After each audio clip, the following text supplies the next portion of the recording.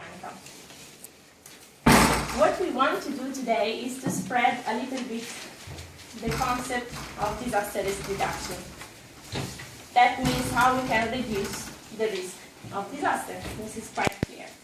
We are going to do this by means of so-called participatory disaster risk assessment, as you see in the title of this questionnaire. What is a participatory disaster risk assessment? It's an assessment, so we want to assess something. We want to ask you what is your perception of something, and what is this something? This something is disaster risk. Disaster risk is the risk that a disaster will occur. And a risk is defined by two components, hazard and vulnerability. I would like you to remember just these two concepts, hazard and vulnerability. What is an hazard? An hazard is any kind of natural phenomenon that can potentially result into harm.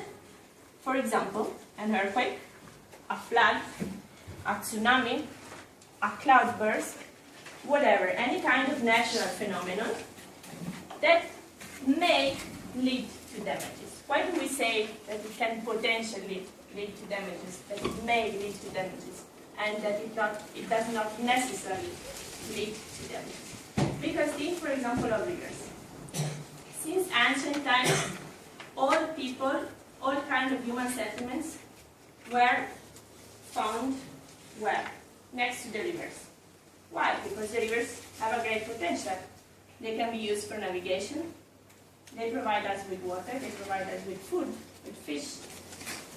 And they are great for irrigation as well.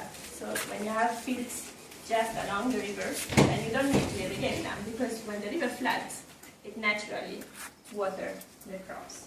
This is a very positive effect of floods. So floods are not always negative. When they hit our own settlements and they destroy our own houses, or they cause loss of life, then of course these are very negative consequences. But there can be also benefits from this.